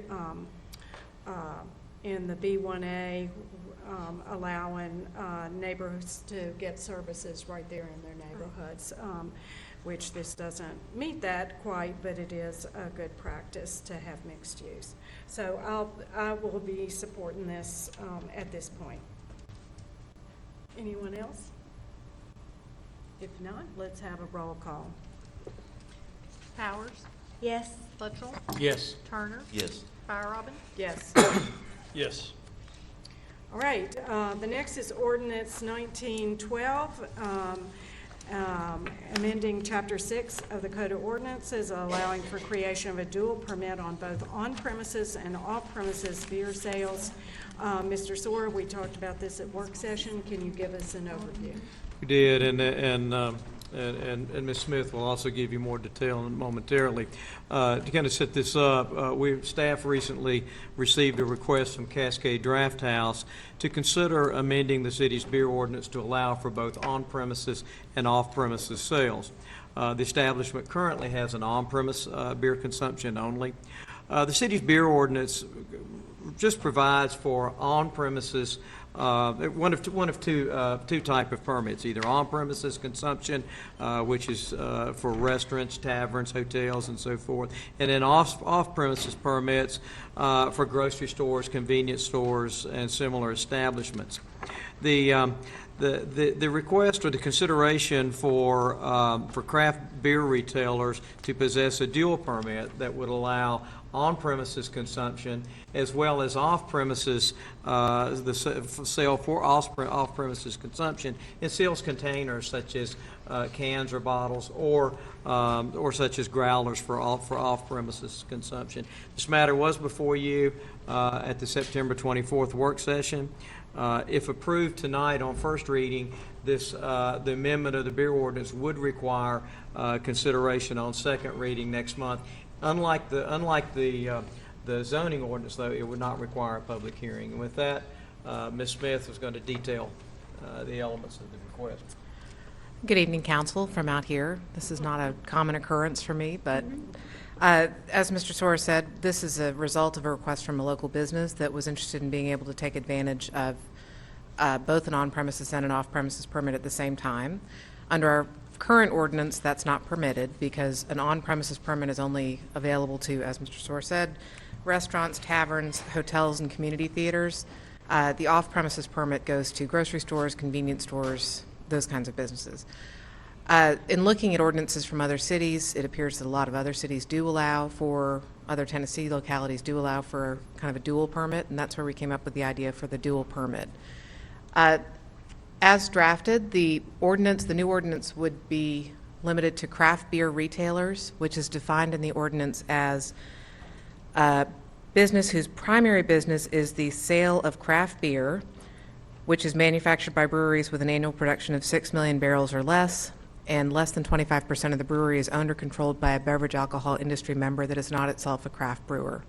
So it's focusing on true craft beers that are manufactured by smaller breweries. This is a brewery association definition that we've incorporated into our ordinance, and it's being used by several other cities as well. As Mr. Sora stated, the dual permit would limit sales to sealed containers such as cans and bottles, and would allow for sales in growlers, which are larger refillable containers, but would limit those sales to 2 growlers per person, or maximum of 128 ounces of beer. That's about 10 cans of beer, so it's similar to buying a couple of 6-packs.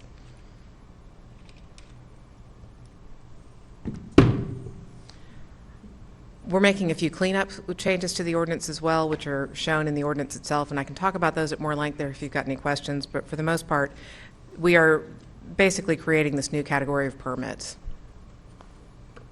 Great, thank you. Are there any questions? All right, gotta find where I am, I lost me. Is there a motion? Make a motion to approve ordinance 19-9, amending section 404B-2E. I'm on the wrong one, excuse me. Good. 1912. 1912. Creating Amending chapter 6, alcohol beverage of the code of ordinance by creating dual permit on premises and off premises sales of beer. I think we're running out of steam. Okay, is there a second? We're done good. I'll second. Thank you. I think we're all kind of like blitzed, sorry. Is there any discussion? And is there anyone here tonight who'd like to address council on this issue? Seeing none, I think we're ready to vote. Powers? Yes. Luttrell? Yes. Turner? Yes. Fire Robin? Yes. King? Yes. All right, thank you. Okay, the next is a second reading of ordinance 19-8, applying to billboards and sign regulations, and we heard about this already, and I think we had opportunity to ask questions. Does anybody want to make a motion? Motion for ordinance 19-8 and an ordinance to amend section 216 billboard and sign regulations of the zoning ordinance. Is there a second? Second. Would anyone like to discuss it? Seeing none, and we already had public input, but Tara, we're ready. Powers? Yes. Luttrell? Yes. Turner? Yes. Fire-Robin? Yes. King? Yes. Okay, the next item on our agenda is the second reading of ordinance 19-9, amending section 404 of the zoning ordinance as it applies to permitted uses in B2E Central Business Expansion District. We had it summarized earlier. Does anybody have any further questions? And do you have a motion? Make a motion to approve ordinance 19-9, amending section 404, B2E District Central Business Expansion of the zoning ordinance. Is there a second? Second. Anybody like to discuss this one? Seeing none, and the public had a chance to have input, Tara, would you please call the roll? Powers? Yes. Luttrell? Yes. Turner? Yes. Fire-Robin? Yes. Yes. Next is our consent agenda. Mr. Soar, would you read the items on tonight's agenda? Yes, Mayor, I'd be glad to. We have the minutes of the September 3rd, 2019 City Council meeting. We have the minutes of the September 24th, 2019 City Council work session. We have Resolution 1997, authorizing entry into an engineering services agreement for biosolids dewatering and grit removal systems. Resolution 1998, awarding a bid for the purchase of bar screen materials. Resolution 1999, awarding a bid for the purchase of guardrail materials. Resolution 19100, authorizing participation in the Public Entity Partners Driver Safety Matching Grant Program. And Resolution 19101, authorizing acceptance of a highway safety grant from the Tennessee Highway Safety Office. Would anyone on council like to have any item removed? Seeing none, do I have a motion? Motion to approve consent agenda. Second? Second. Good. Tara? Powers? Yes. Luttrell? Yes. Turner? Yes. Fire-Robin? Yes. King? Yes. Great. City managers report. Would you like to do the Board of schools? Education. School, I just turned my page, so just thought I would cut out Dr. Tudor. While she's coming up, I'll say that this past week, she and Dr. Perigin gave updates to Bristol's Promise Youth Network and Alliance, and they were excellent, and I would like to talk to Mr. Sora about Dr. Tudor presenting to our city council at some point the information that she shared with us at that meeting. It was excellent PowerPoint, and actually I think we'd benefit if we saw both presentations, but at least see ours if possible at some point. I'd be happy to, thank you. I promise to be quick. I know everyone's fading a little bit. I'm sure you all have heard that we are welcoming a new superintendent to Bristol soon. So Dr. Sisk hopefully will join us in about a month. We're excited to have him come, eagerly awaiting his arrival so we can get going with his vision and executing some new plans. I also wanted to follow up on the ACEs month.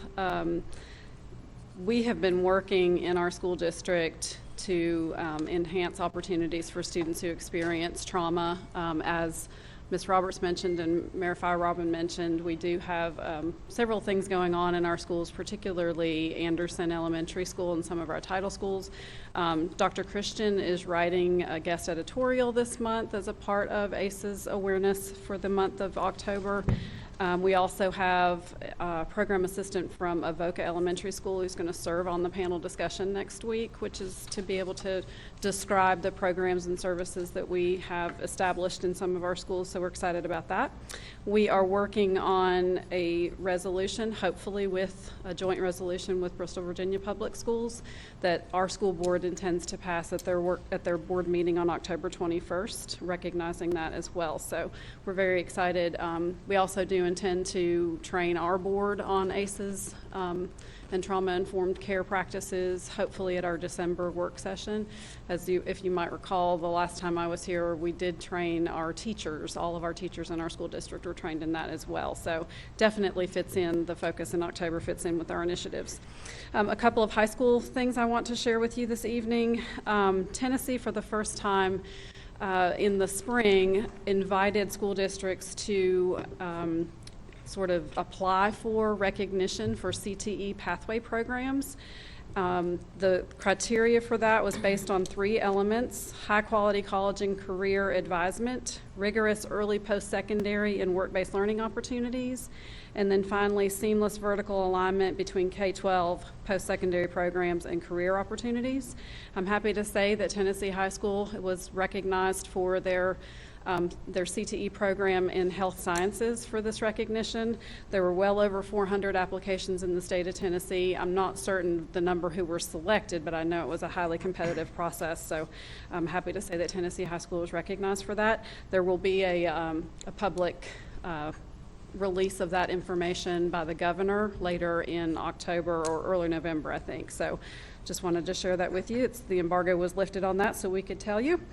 68th Annual Music in the Castle is this Saturday, which is a wonderful event. 68 years for an annual event like that is pretty impressive. The competition begins at 10:45, so if you want to listen to some great bands compete, it will be going on all day, well into the evening, so you're invited to attend that. And then finally, if you're aware of Tennessee Promise, the free 2-year community college for students in the state of Tennessee, there is a requirement those students have to have a mentor as a part of that.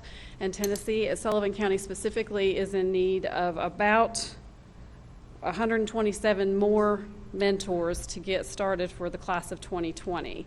So I just want to advertise that. I'm a mentor and have been myself for about 5 years now, or since Tennessee Promise was instituted. It's a very minimal commitment, only about 10 hours a year to commit to just even emailing or texting some of our senior students. Some of those folks don't have family support that can help them navigate the college application process, and so having adult mentors in our community is a great asset for that, so I encourage you to apply that. You can reach out to TennesseeAchieves.org to become a mentor if you're interested in that. That's all I have. Does anyone have any questions for me? Thank you so much. We appreciate you, appreciate your service in the role that you had. So appreciate that. All right, now, I got ahead of myself, so now it's your turn.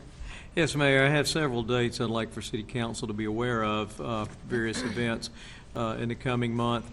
Thursday, October 3rd, we do have our Transit Appreciation Day from 11:30 to 1 at our downtown center and our transit transfer station. This is a good opportunity to test drive our transit system. Hamburgers and hot dogs will also be served, and we're offering free rides throughout the day. Also on Thursday, October 3rd, we have a call meeting of City Council to discuss the proposed development agreement with AG Commercial for the former Bristol product site. This will start at 5:30 in our annex conference room. Thursday, October the 10th, we have our annual Boards and Commissions reception. This will commence at 5:30 in the Bruton Smith Building at Bristol Motor Speedway. On Thursday, October 17th, we have our annual Historic Preservation Awards ceremony commencing at 6 p.m. in the Bristol Renaissance Center at 636 Shelby Street. Tuesday, October 29th, which is a change from our regular date, we'll have our City Council work session at 11 a.m. in the Annex Conference Room. And then on Wednesday, October 30th, we have our City Council retreat.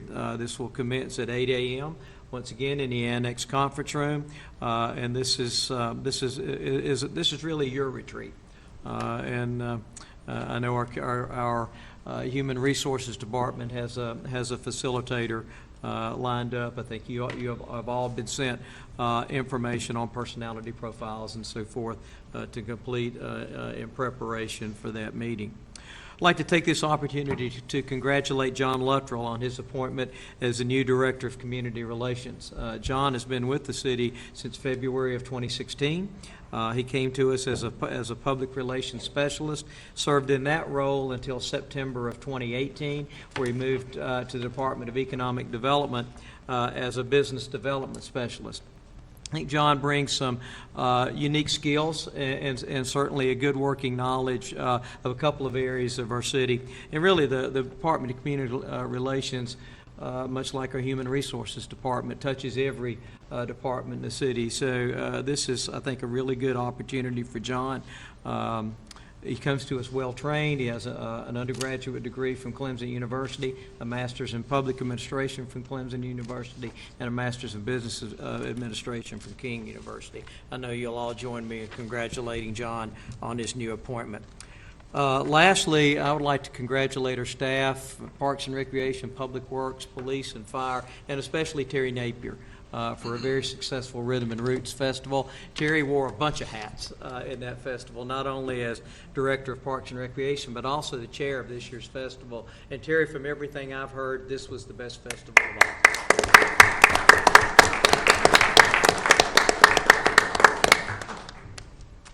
And that concludes my remarks. Thank you. All right. I think a lot of us agree with that, Terry, back there acting humble. Okay, other city council comments? Thanks to Tyler Tester, Ronnie Mutter, and Wes Ritchie for their hard work within the city, and I will yield the rest of my time, Mayor. Really? I'll go.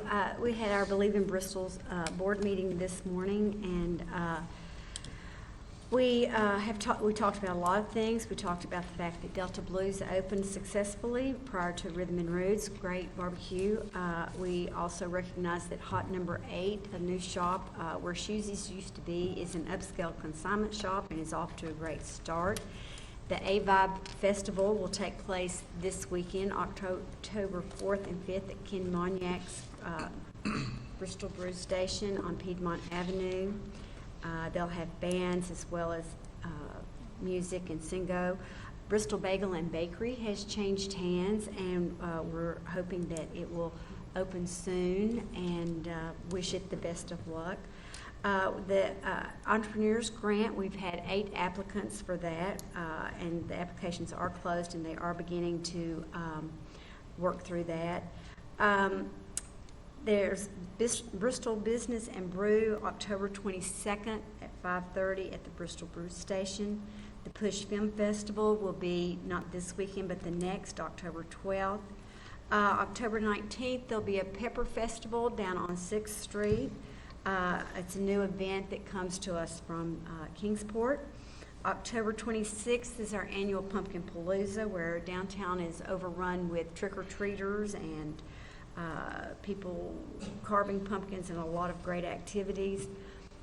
Just to give you a few little, and along with Pumpkin Palooza, is that correct? The Comic Book Festival, or is correct? Okay, October 26th for that. November 30th will be Small Business Saturday. December 2nd will be our tree lighting. December 5th will be the Christmas parade. And to back up just a moment, November 25th will be the Christmas open house downtown. So you can see that there's a lot going on downtown. I wanted to share an email that was received at the Birthplace of Country Music by Jeff Hess, who is with the Virginia Department of Tourism. Along with the Ken Burns documentary, we have had a lot of people that we know have specifically come into Bristol, amazingly, in just the past 2 weeks because of the documentary. We had a family, upon seeing the documentary, decided to fly in. They stayed at the Bristol Hotel. They were very excited about going to the Birthplace of Country Music Museum. We have seen an uptick in the visitors at the birthplace. Along with that, we know that on Saturday they had several from out of town, and when asked what brought them there, it was the Ken Burns documentary. Ken Burns told us when he visited earlier in the spring that we could expect tens of thousands of new visitors to our area, and it's beginning to happen. So we're very excited, and we're very excited that Virginia Tourism has recognized that. Tomorrow evening, I will be spending some time with the Sullivan County Commission as they work through their business, and I would like to encourage everyone to become a friend of Stills Creek Park and Nature Center. The park continues to expand. We have a bee colony out there now that's very interesting, wildflowers, and any contribution that can be made as we continue to support and promote Stills Creek Park. There's lots of other information. The festival was a huge success. The super raffle was a huge success. We were able to generate a good bit of revenue for the museum and for the BCM specifically that will be shared in getting ready for our 2020 festival, and Terry Napier knocked it out of the park. All right.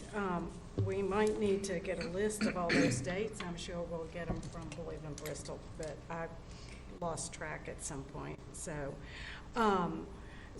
before I say a couple of things, I want to recognize Dr. Browder and his wife Linda, who are here, and then also David Ring, who I think is on our 911 board, was here earlier as well. So always appreciate folks coming.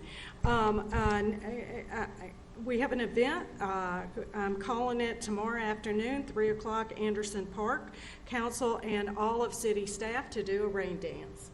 So expect all of y'all to be there, and we'll figure out who's going to lead that. But well, I was going to say that.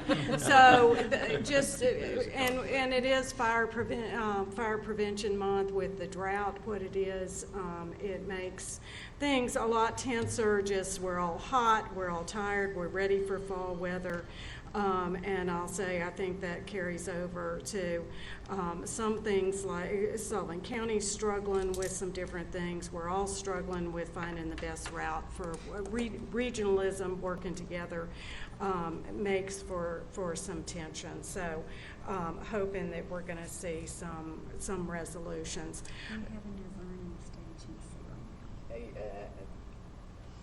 We're under a no-burn notification in the state of Tennessee right now, so just pay attention. Light up. So, also, if y'all hadn't heard, Amy Kamani, who's our library director, has taken a position at the regional library, Holston River Regional Library System, that she had worked there previously to here and now is going back as director. So we will miss her, and maybe we can recognize her at our next meeting. Sure.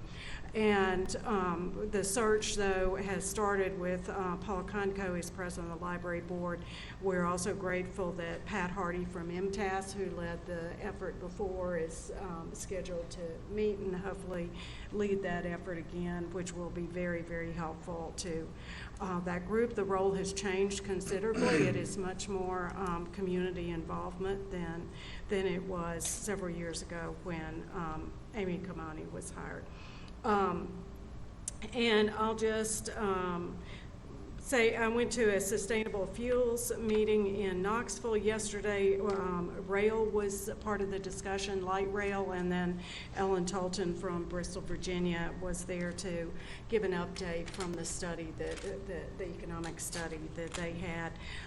And then today made some more contacts, et cetera. So learned a lot, and hopefully we can pursue some different things and contacts with TVA and some other folks on doing some things. And I'll just end on talking again about the adverse childhood experiences to take advantage. I know some folks here, some folks listening may not have ever heard of that. I promise you, once you've heard it, you'll start seeing it, reading it, about it. And it is, even though the original study research was done 20 years ago, we're just now incorporating it into our everyday understanding and thinking. And I'll let you know that Tennessee, with the Tennessee Commission on Youth, is a leader in the Southeast region on this, and it sounds very much like the rest of our region is very much a leader with this. Becky Haas, who was here, who's now with Ballard, she was with Johnson City Police Department, trained their whole police department, has been to Oklahoma City, trained their police department, trained folks in Delaware. So we have some really talented people who are leading the way here that we really appreciate. So, and hoping that we too can schedule some training at some point, which there's 15-minute understanding training, and then there's deeper training after that, but at least to get the beginning to be able to understand, to be sure we're all on the same page. Anybody have anything else? All right. Then thank you for all your patience. It's a long meeting. Appreciate it. Call me tomorrow.